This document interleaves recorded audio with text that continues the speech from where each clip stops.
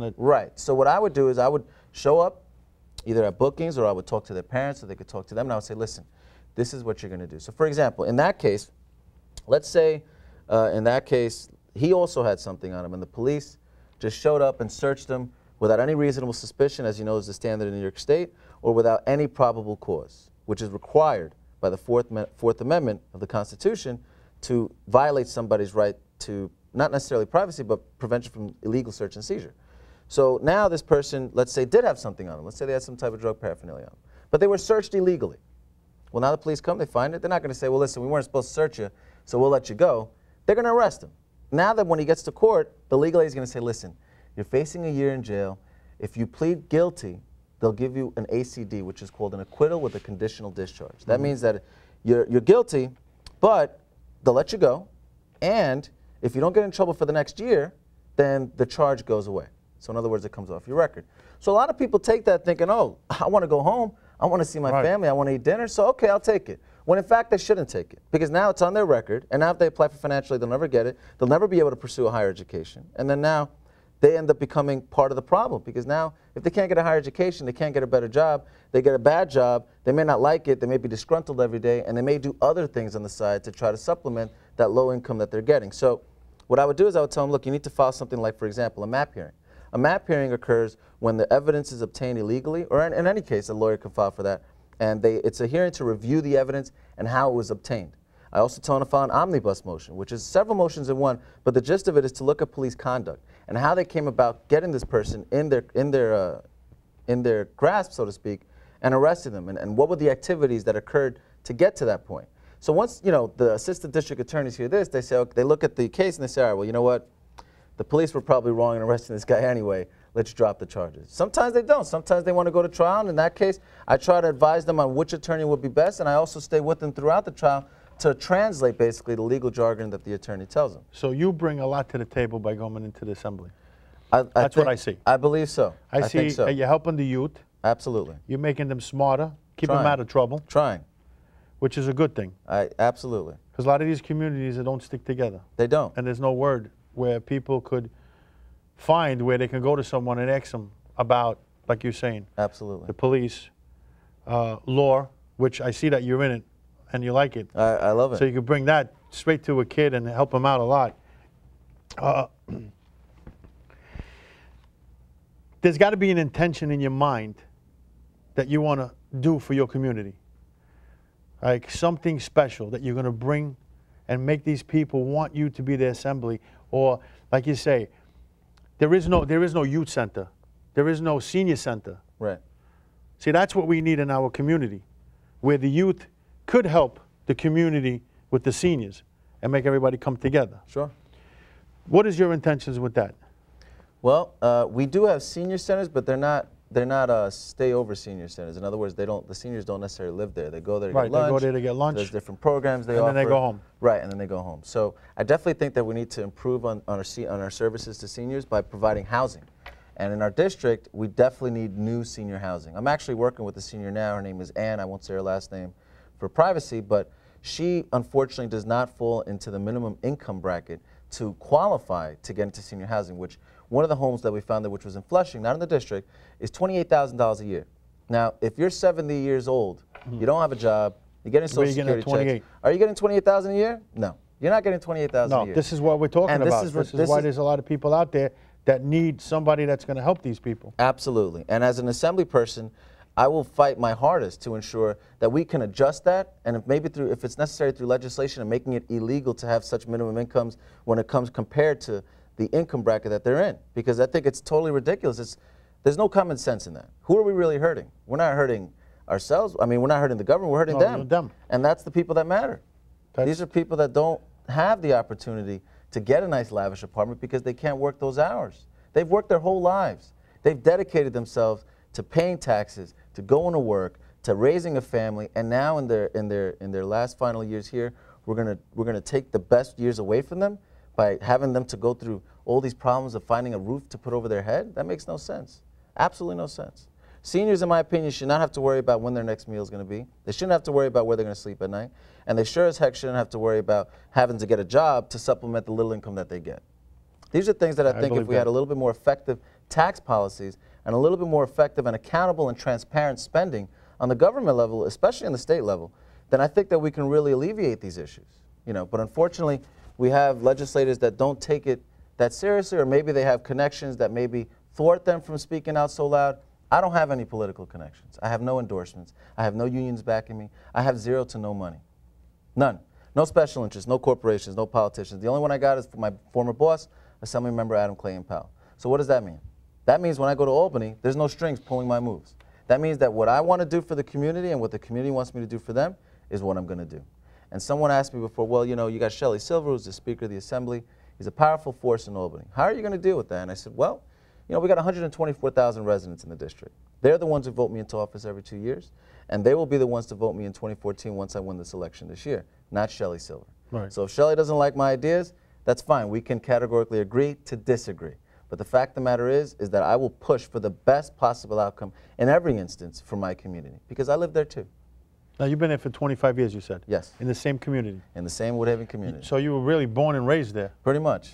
So you know all your surroundings? I do. You work with all the churches and I have. the people there? Absolutely. You do any stuff with the veterans?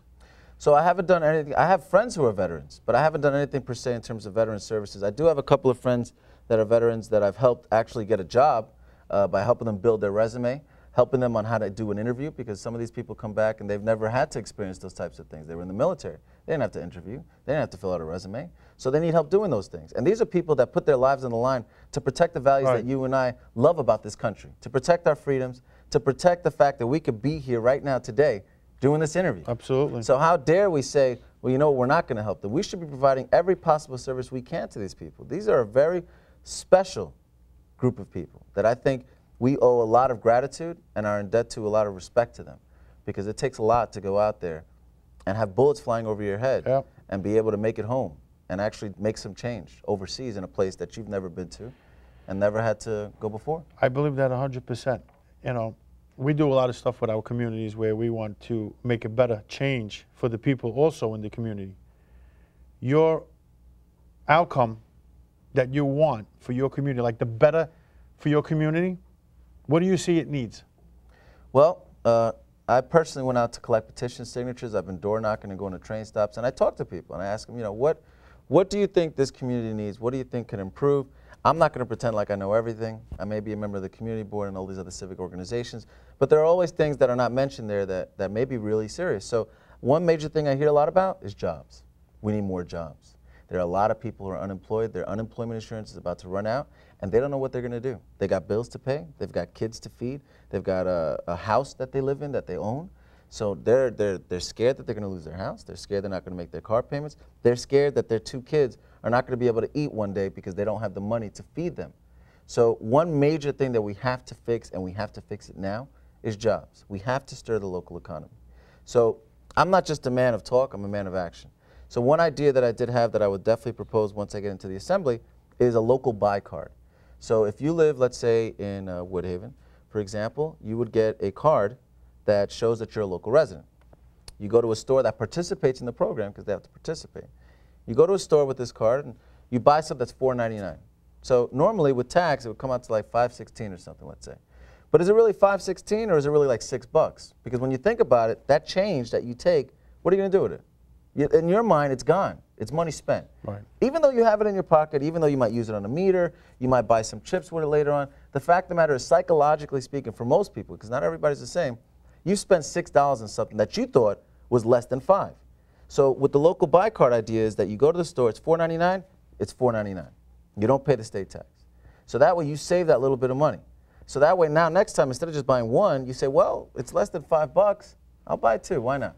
And you buy two. So now what happens? Now the business owner sells more.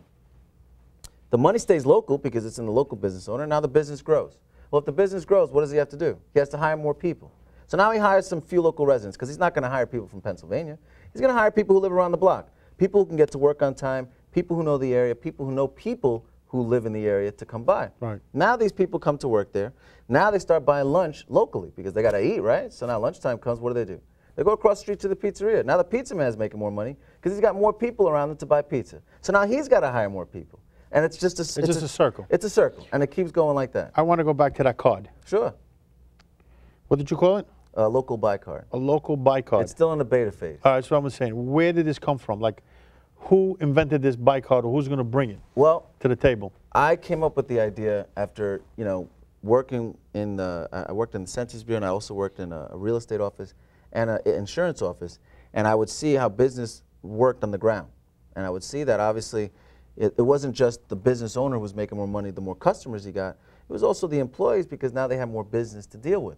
And then obviously the surrounding area. So I thought, well, how can we stir up the local economy and maintain it in the local economy? As you know, we have internet sites that sell things for a lot cheaper than when you buy them local. So people end up buying them local. So not only do we lose the local buying power by them going on the internet, for example, we also lose the local tax revenue. So now we got a double negative. So how can we interest them, incentivize them, so to speak, to make them buy local? Well, that's one way. And obviously, there's other ways too, tax incentives, credits, and everything else like that, eliminating a lot of the fines that these businesses face and actually educating them about the regulations that govern their business, so that way they can avoid these types of things. The same thing I did with the consumer advocacy website that I started. But the idea really came on the premise that, how do we keep it local? How do we identify people who live local? And the idea of a card came to mind. So now everything, all their information is on this card? So to speak, yeah. So basically when they go, they show this card, they swipe it, and they're paying at $4.99. Right. Where's the taxes? So that's a good question. So now you're thinking, well, isn't the state going to lose money? Sure, the state's going to lose a little money at first, but then what's going to happen? More people are going to buy more products. The more people that might buy more products, the more business that it makes on the local level. And the more business that's made on the local level, the more people are employed. The more people that are employed, the more income tax is paid. The more income tax that's paid, the more money the state gets. Now this money that it has, this surplus, so to speak, they have to now give out more services than they were before, because before they were saying, oh, we don't have the money. Now they got the money. So now what do? They can't just say, okay, we're going to give you free services. They have to hire people to give those services and carry them out. Right. So now we just created more jobs on the state level as well. And they also pay income tax. And it's, like I said, a big circle. It's a circle. So they're losing on one thing, but they're gaining somewhere else. They're gaining so much more on something else. Right. It's an investment. You put a little bit down, but you save a lot more in the long run. And that's what you want to do for the Woodhaven community. For the District, like the 38. District 38. And also statewide. I think if it would be goes a great farther idea. than that. Absolutely. I think businesses would want to partake in this. I think that they would like this idea because it's basically free advertising. We can create a website where people can go on and see which stores are participating in the local buy program. They can see the rates of things that are going on and then say, oh, I can get this for this much here instead of here. I'm going there. Why not? No, you're right. Why not? It sounds good, but it might be a little task. It is. To get to that But that would also create more jobs as well. People to make the cards, people to make the program, the website, the graphic designer, all that. These are all things that'll just create jobs for people that they may never have thought have been available. Yeah, but before you do that, don't you have to go to the state and discuss these taxes with them? Without a doubt. And then with the people that the owners of the properties that will be selling, like say if you go any one of these big conglomerates, CVS, Target, sure, or wherever these people, you got to get them involved also. Absolutely, but the idea is more so for local businesses, the small mom and pop shops, the fabric of New York State and this country, the people who really built this place. Not so much the conglomerates, because they'll probably not want to participate. Maybe they will. But this is more so for Montana I would say cleaners. if they would, if they're in a community, to try to help the community grow. I would hope so. I would think that would be the first place to go. I would think so too, but unfortunately, some of them have corporate guidelines that they have to follow, so they may not want to participate in the local buy program. I mean, I really don't know yet. This is still, it's still like I said, it's in the beta phase. That's a good thing that you're trying to do for It's out of the box. We got to really think different ideas here, because the fact of the matter is that the old way just isn't working anymore. I mean, look where we're at. Yeah. Queens has a 9.3 unemployment rate compared to the rest of the state at 8.6%. Yeah. So we really need some drastic changes, and we need them now. Yesterday. Yeah, I believe so. I see a lot of people out there that are not working. Absolutely. They're crying. I get them coming to me. Look at that. For help. And I ain't no assembly guy. So I wish I could help them. And guys like you that are coming to this and that are young, I think you got more power, more strong, more drive to see the community what they need, to bring it there to them. I think so too. I think I have a lot more passion about it. I think I have a lot more drive to get things done, and I have the energy, and I have the time. I'm only 27, about to be 28. So you're very young, you got a lot of years, and I see that you want to push it to a limit. Absolutely. Take that community and make it work for you. Make it work. Absolutely. What about the kids in your community? Do you go out there and talk to these kids and see what they do after school, because I know a lot of the communities are all different.